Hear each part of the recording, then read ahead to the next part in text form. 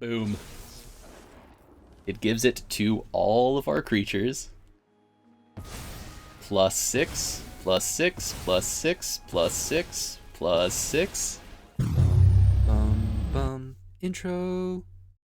Hey friends, and welcome to Poor Mana's Magic, place where the wildcards never rain on our parade. Today we are taking a look at 3 historic Artisan decks.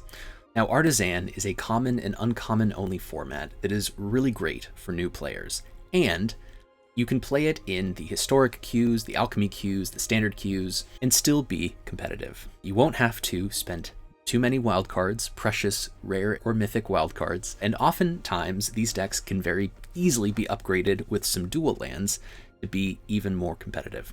But today we are going to take a look at 3 fun little decks that either take advantage of some classic combos or take advantage of some of the tribal lord-based synergies.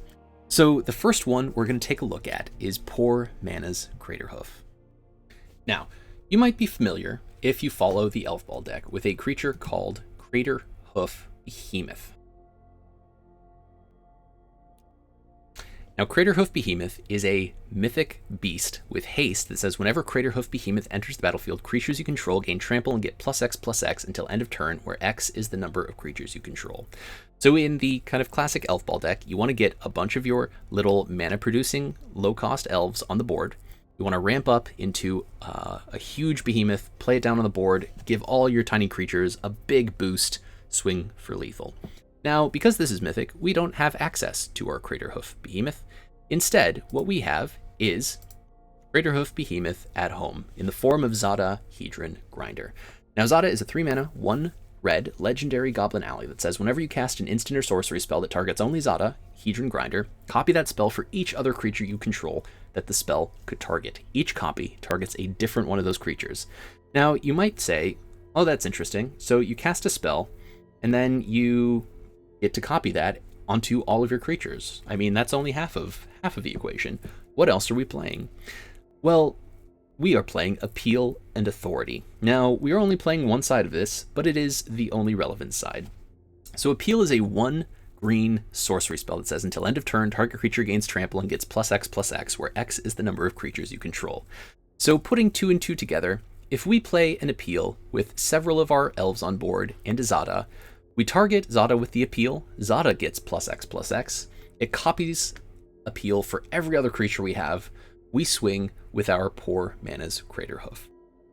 Now, the second deck we're going to be taking a look at is Poor Mana's Spirits. Now, Spirits is a really overlooked, synergistic, tribal deck, especially in some of the older formats like Historic. There are 2 really key 3-mana lords in Empyrean Eagle, a Flying Bird Spirit, which gives other creatures with flying +1/+1, and Drogskull Captain, a 3-mana spirit soldier with flying that gives other spirit creatures +1/+1 and hexproof.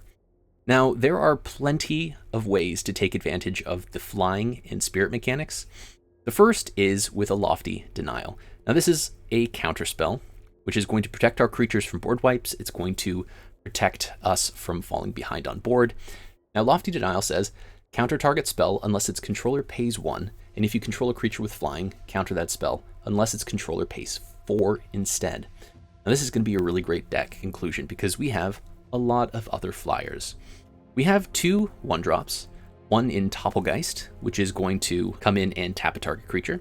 We have Usher of the Fallen, which can boast and create other tokens for us. We have Clarion Spirit, which is going to create a flying spirit token every time we cast our second spell per turn. We have Favorable Winds, which is going to buff our flyers. We have Shadow Summoning, which is going to create 2 tapped white spirit flyers. We have Lingering Souls, which is going to create 2 white spirit creature tokens with flying, and also has Flashback. And then we have our Mana Lords. So the idea is get some spirits on the board, start generating some tokens, start buffing those spirit tokens, protect it with Lofty Denial, and hopefully hit face often enough that we can get them down to 0 and win. Now, the third deck we're going to be taking a look at is Poor Mana's Hydra. So this is what you could call a counter deck that we have at home. We are really relying on our 1 and 2 drops and the cards that are going to be buffed when something else happens. To grow our board, we're going to rely on some of our fight spells like Tail Swipe and Ent's Fury that are going to buff our creatures and remove an opposing creature. And we're hoping that we can just survive long enough to get across the finish line. So in the 1 slot, we have Enduring Bond Warden, a 1 white human scout with backup 1, which is whenever it enters, puts a 1/1 counter on another target creature or on itself. And when this creature dies, put its counters on a target creature you control. We have Star Pupil, which essentially does the same thing. We have Wildwood Scourge, which is really going to be a 2 mana or bigger play, but when it enters the battlefield, it enters with X +1/+1 counters on it, and whenever a +1/+1 counter is put on a non-Hydra creature, it gets a +1/+1 as well. Now this is an effect we also see in Botanical Brawler, which is a 1 green, 1 white elemental warrior with trample that when it enters with 2 +1 counters on it, and whenever 1 or more +1/+1 counters are put on another permanent, if it's the first time, put a 1/1 counter on Botanical Brawler. Now this is really cool because if you put a 1/1 counter on either Wildwood Scourge or Botanical Brawler and they're both on the board at the same time, one of them is going to get the counter, which is going to put the counter on the other one, which is going to put the counter on the other one. And it's a really, really nice value snowball effect. We also have Conclave Mentor, which is going to put an additional counter on our creatures and gain us some life when it dies. We have Good Fortune Unicorn, which says whenever another creature enters the battlefield, put a 1/1 counter on that creature. And then we have a couple other little things. We have Gird for Battle, which puts counters on things. We have Show of Confidence, which is going to put counters on things and copy itself for the other instant and sorcery spells that we've cast.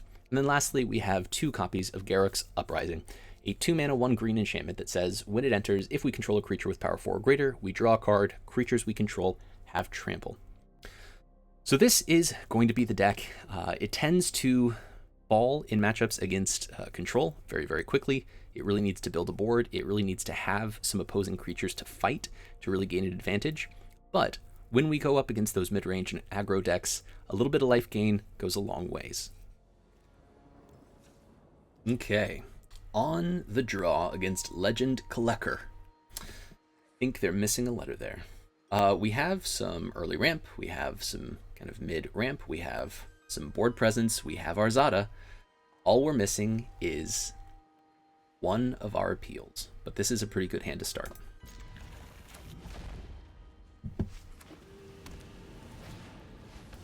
Lighted Halfling. So maybe playing a Legends deck, and folks, we have done it. We have all of the combo pieces together. The only thing left to do is fill our board. So let's see if we can survive long enough for whatever our opponent's deck is doing. Looks like they're maybe on the legendary deck. No, an artifact, Simic Artifact. Okay, 2 cards in the bin, not their best. We'll play out our Druid of the Cowl. Now, not quite sure what to do next, because we want as big a board as possible. So we might play a Dwynen's Elite and keep up a blocker. I'm not sure how relevant that's going to be. We could also play down our Zada next turn.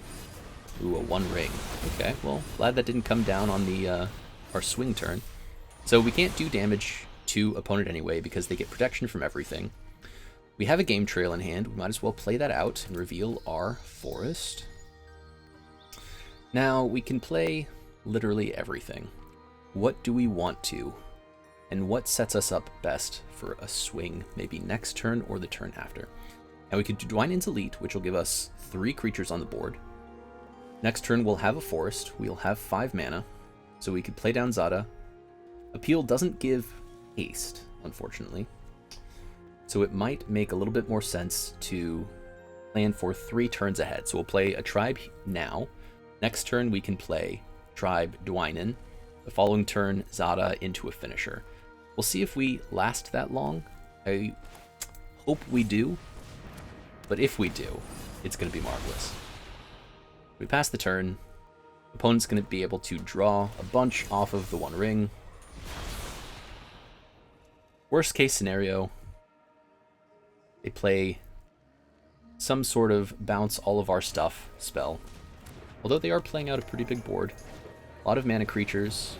The Seeka's Chariot comes down, making some tokens. Very interesting. We have a second appeal. Now, this is actually pretty interesting. So if we get down our Zada, let's see, we have 3, 4, 8 mana. We could play... We have to leave at least one creature open to get any sort of buff going. So let's go ahead and play our tribe. We can play our Dwynen. We'll have 5 creatures this turn. If we play Zada next turn, we'll have 6 creatures into a double appeal. And that is going to be pretty nasty. So we have everything set up. We'll pass the turn, see what opponent wants to do. Hopefully not play another One Ring. That would be pretty terrible for us, but if they have to build up their board for one more turn before they do whatever it is they're trying to do, they're going to be sorry.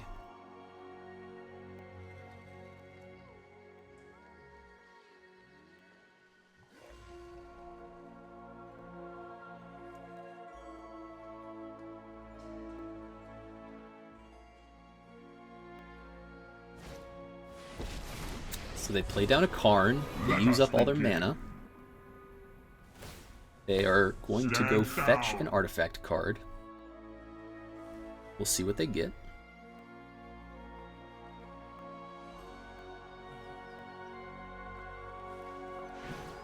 It is a Sky Sovereign console flagship. So whenever Sky Sovereign enters or attacks, it deals 3 damage to a creature or planeswalker. They can't play it this turn. You're going to attack with Asika's Chariot, maybe? Create a token? Interesting play. We are not going to block. I don't think they can kill us here. They still have 2 mana up in the Delighted Halflings. So we'll see what they choose here. They play down a tapped Hall of the Storm Giants into a Haywire Might. They pass the turn. We draw a land. They have 1 mana open. We have a Zada Hedron Grinder. Let's see if this will do it for us. Ah! They're holding priority. Haywire Might can exile a non-creature artifact.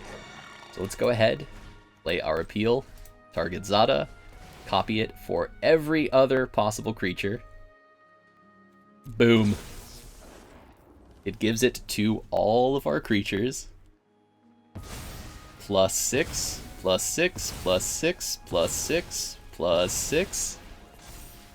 Should we do it again? Oh, I think we should. Let's go ahead and appeal. Can we see a little bit more, please? I like those triggers. Those are some good looking triggers. +6, +6, +6, +6, +6. And our opponent explodes! What a combo. What a Crater Hoof. Now that's what I call hoofing it. So that'll be just a little taste of these decks. So we played the Crater Hoof, got it off without a hitch. I am going to create some other videos around the Poor Mana Spirits and the Hydra deck later this week and into next. So keep an eye out for those if you would like to see them in the gameplay. Otherwise, you can find the deck lists in the description below, take them to the play queue, and see for yourself how they do.